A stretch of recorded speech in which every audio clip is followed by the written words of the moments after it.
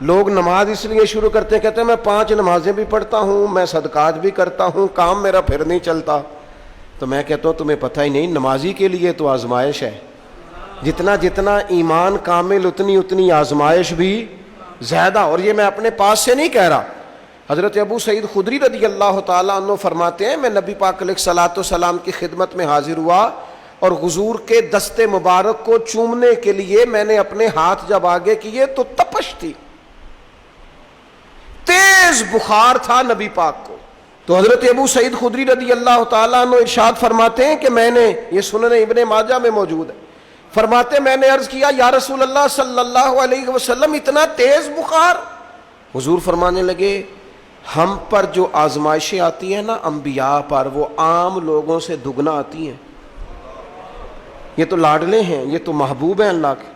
فرمایا عام لوگوں سے دگنی آزمائش آتی ہے، لیکن فرمایا ہمارا رب بڑا کریم ہے، ہمیں اجر بھی ڈبل ہی عطا کرتا ہے، ہمیں اجر بھی ڈبل ہی عطا کرتا ہے۔ تو حضرت ابو سعید خدری کہتے ہیں موقع اچھا تھا، میں نے ایک سوال بھی کر دیا، میں نے کہا یا رسول اللہ صلی اللہ علیہ وسلم بتائیے نا بھلا دنیا میں زیادہ آزمائشیں کن کو آتی ہیں؟ تو حضور فرمانے لگے سب سے زیادہ آزمائشیں اللہ کے انبیاء کو آتی ہیں، نبیوں کو آتی ہیں۔ حضور اس کے بعد فرمایا اس کے بعد جو ان کے زیادہ قریب ہوتا ہے اسے آتی ہیں۔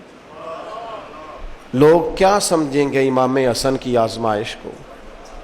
لوگ کیسے سمجھیں گے سیدنا امام حسین کی آزمائش کو؟ فرمایا جو ان کے زیادہ قریب ہوتا ہے اسے زیادہ آزمائش آتی ہے۔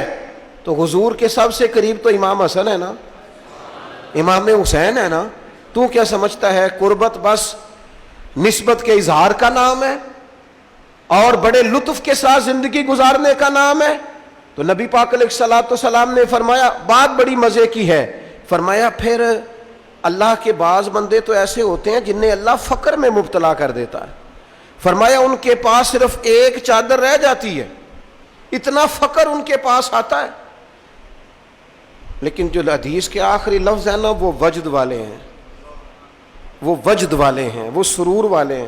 ہمارا یہ مزاج ہوتا ہے کہ میٹھا میٹھا کھا جاؤ اور ذرا کڑوا آ جائے تو سویرے بھی رو شام بھی رو، حال ہی کوئی نہیں، غریبی بڑی، پریشانی بڑی، حضرت صاحب گھر سے بیماری جاتی نہیں، اور جناب کیا بتائیں بعض لوگ تو ایسے ہیں جن کی بات سن کے لگتا ہے زندگی میں کبھی سوئی ہی نہیں، اتنے بڑے بڑے دکھ سناتے ہیں۔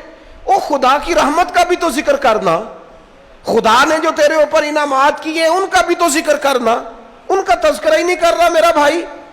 نبی پاک علیہ السلام نے فرمایا ان لوگوں پر دکھ آتے ہیں پر قربان ہونے کو جی چاہتا ہے ان لفظوں پر۔ حضور فرمانے لگے وہ رب کی طرف سے آنے والے دکھ پر بھی اس طرح راضی ہوتے ہیں جس طرح تم میں سے کوئی راحت ملنے پر راضی ہوتا ہے، سکون والی چیز ملنے پر جس طرح تم راضی ہوتے ہو اس طرح وہ دکھوں پر بھی راضی ہوتے ہیں۔ دکھ قبول محمد بخشا،